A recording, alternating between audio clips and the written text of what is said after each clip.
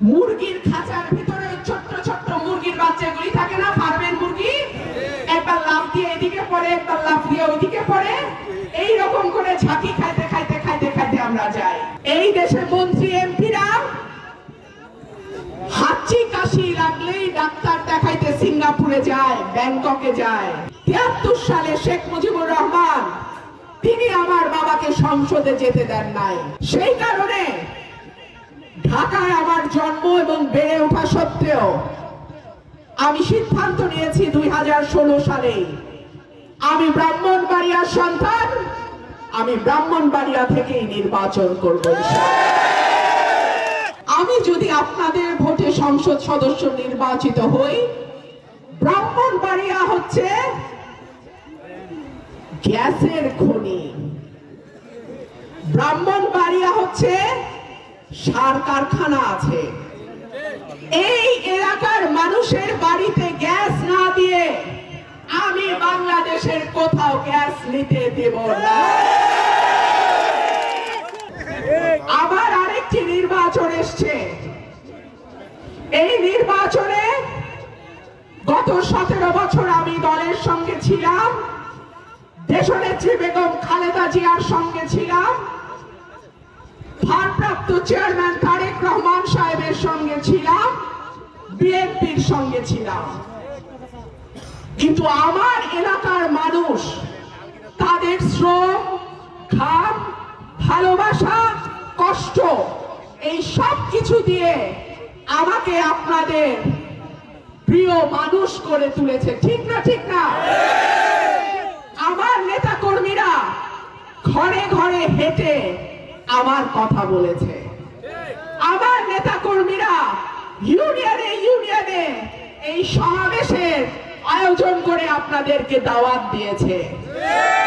সুতরাং আজকে যখন আমার মনোনয়নে ঘোষণা স্থগিত থাকে, তখন আমার নেতাকর্মী, আমার এলাকার ভোটার, আমার এলাকার সাধারণ মানুষ তাদের কথা, তাদের প্রাণের দাবি সেটা আমাকে শুনতে হবে। আপনাদের আমার প্রতি যেই ভালোবাসা, এই ঋণ আমি কোনোদিনও শোধ করতে পারবো না। আমার বাবা ৭৩ সালে এই আসন থেকে নির্বাচন করেছিলেন। আপনাদের অল্প কয়েকজন মুরব্বী যারা এখনো বেঁচে আছেন, তারা সেই সময়ের সাক্ষী দিতে পারবেন। আর আমার যেই তরুণ ভাই বোনেরা আছেন, আপনারা আপনাদের পরিবারের যারা মুরব্বী আছেন, বাবা দাদা, ওনাদেরকে জিজ্ঞেস করবেন সেই সময় আমার বাবাকে এই মাটি থেকে আপনারা বিজয়ী করেছিলেন। কিন্তু আওয়ামী লীগ ৭৩ সালে শেখ মুজিবুর রহমান তিনি আমার বাবাকে সংসদে যেতে দেন নাই। সেই কারণে ঢাকায় আমার জন্ম এবং বেড়ে ওঠা সত্ত্বেও আমি সিদ্ধান্ত নিয়েছি ২০১৬ সালে আমি ব্রাহ্মণবাড়িয়ার সন্তান, আমি ব্রাহ্মণবাড়িয়া থেকেই নির্বাচন করব।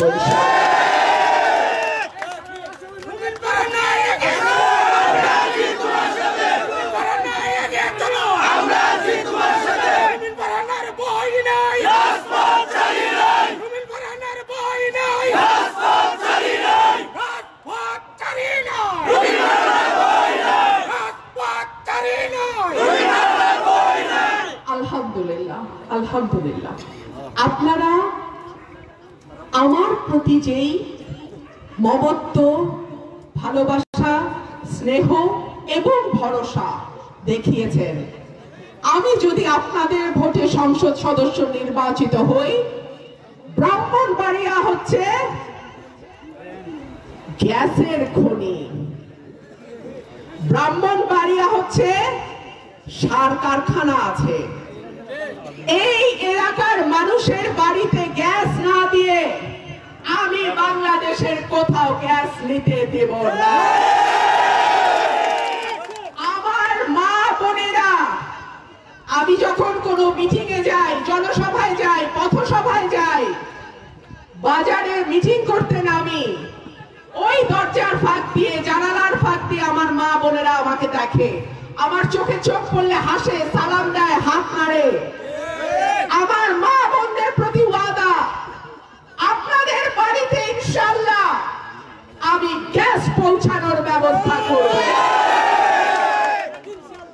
ব্রাহ্মণবাড়িয়ায় সার কারখানা আছে, কিন্তু তারপরেও বিদেশ থেকে আমাদের সার আমদানি করতে হয়। আশুগঞ্জে ফার্টিলাইজার আছে না? কেন এই সার কারখানা বন্ধ করে বিদেশ থেকে আমদানি করতে হবে? গ্যাসের চাপ কেন থাকবে না? ইনশাআল্লাহ বিএনপি যদি আপনাদের ভোটে রাষ্ট্র পরিচালনার দায়িত্বে যায় এবং আপনাদের সবার সমর্থন এবং ভোটে আমি যদি সংসদে যাই, এই অবিচারের একটা সুরাহা আমরা করব। প্রিয় ভাই ও বোনেরা, আমাদের রাস্তাঘাটগুলোর যে দুর্দশা, সারা বাংলাদেশে আর কোন উপজেলায়, আর কোন ইউনিয়নে, আর কোন গ্রামে এত দুর্দশাগ্রস্ত অবস্থা আছে বলে আমার জানা নাই। আমি ঢাকা থেকে খুলনা গাড়িতে গিয়েছি, সড়ক পথে গিয়েছি, তারা দেখি সিল্কের মতন রাস্তা বানায় রেখেছে, রেশমের মতন রাস্তা, গাড়ি যায় না উড়া যায় টের পাই না। আর ব্রাহ্মণবাড়িয়ার ভিতরে যখন আমি সড়ক পথে যাই টের পাই না। আর ব্রাহ্মণবাড়িয়ার ভিতরে যখন আমি সড়ক পথে যাই, মুরগির খাঁচার ভিতরে ছোট্ট ছোট্ট মুরগির বাচ্চাগুলি থাকে না, ফার্মের মুরগি, একবার লাফ দিয়ে এদিকে পড়ে, একবার লাফ দিয়ে ওইদিকে পড়ে, এইরকম করে ঝাঁকি খাইতে খাইতে খাইতে খাইতে আমরা যাই। কেন ব্রাহ্মণবাড়িয়ার মানুষের প্রতি এত অবহেলা? কেন কথায় কথায় ব্রাহ্মণবাড়িয়ার মধ্যে জোটের প্রার্থী আসে? কেন ব্রাহ্মণবাড়িয়ার উন্নয়ন হয় না? কেন আমরা কি ভোট দিতে কার্পণ্য করি? আমরা কি ভোটের বাক্স ভইরা দেই না? তাহলে কেন ব্রাহ্মণবাড়িয়ার প্রতি এই অবহেলা? এই অবহেলার সমুচিত জবাব আমার এলাকাবাসী দেবে ইনশাআল্লাহ।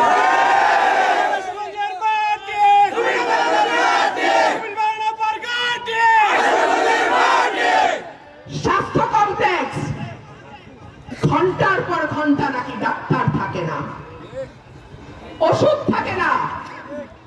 আমার গরিব ভাই বোন ইউনিয়ন থেকে অসুস্থ হলে উপজেলা স্বাস্থ্য কমপ্লেক্সে দৌড়ায়, সেখানেও ডাক্তার পায় না, যাইতে হয় জেলায়। সেখানেও দেখা যায় প্রাইভেটে ভর্তি হলে চিকিৎসা হয়, পরীক্ষা হয়, ওষুধ পাওয়া যায়। আর সরকারি হাসপাতালগুলোতে না আছে ডাক্তার, না আছে ওষুধ। অন্য উপজেলা জানি না। আমি রুমিন ফারহানা, আমার 2 উপজেলা সরাইল আশুগঞ্জে থানা এবং উপজেলা স্বাস্থ্য কমপ্লেক্সে ডাক্তার থাকতে হবে, আমার গরিব ভাই বোনদের জন্য ওষুধ থাকতে হবে সরকারি। আমি কে তুমি কে?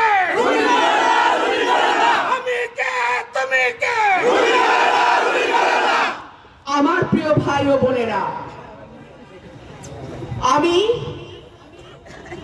বারবার একটা কথা বলেছি, এই দেশে মন্ত্রী এমপিরা হাঁচি কাশি লাগলেই ডাক্তার দেখাইতে সিঙ্গাপুরে যায়, ব্যাংককে যায়, তাই না?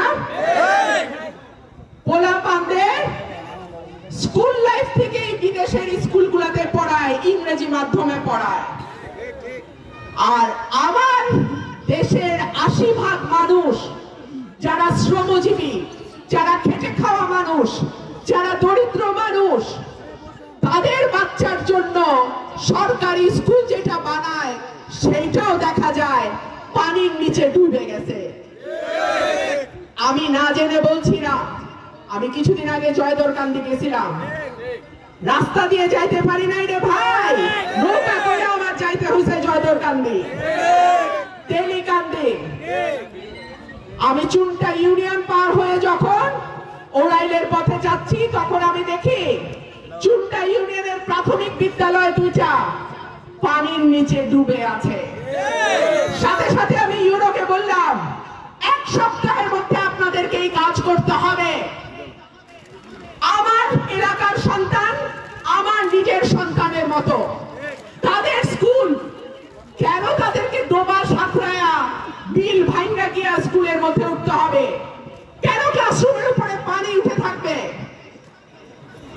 আপনাদের ভোটে আল্লাহ যদি আমাকে নির্বাচিত করে, এই দুই উপজেলাকে আমি মডেল উপজেলা করব ইনশাআল্লাহ। সরকারি দল বিরোধী দল আমি বুঝি না। আমার জীবনের রাজনীতি শুরুই হয়েছে বিরোধী দল থেকে, কিন্তু তাতে মানুষের কথা বলা, মানুষের জন্য কাজ করা আমার জন্য কোনো সমস্যা হয় না। ইচ্ছা যদি থাকে যে কোনো অবস্থায় মানুষের জন্য কাজ করা যায়। ইচ্ছা যদি থাকে যে কোনো অবস্থায় এলাকার উন্নয়ন করা যায়।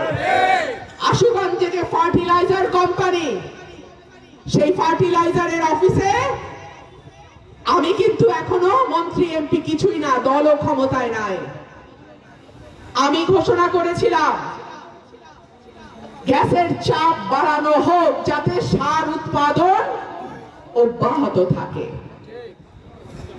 আমার অনুরোধে কিংবা আমার আর্জিতে যেটাই বলেন না কেন, সরকারকে ধন্যবাদ দেই, কিছু সময়ের জন্য হলেও তারা গ্যাসের প্রেসার ঠিক করেছিল। এই প্রেসার যদি সর্বত্র, সেটা স্কুল বলেন, কলেজ বলেন, মাদ্রাসা বলেন, স্বাস্থ্য কমপ্লেক্স বলেন,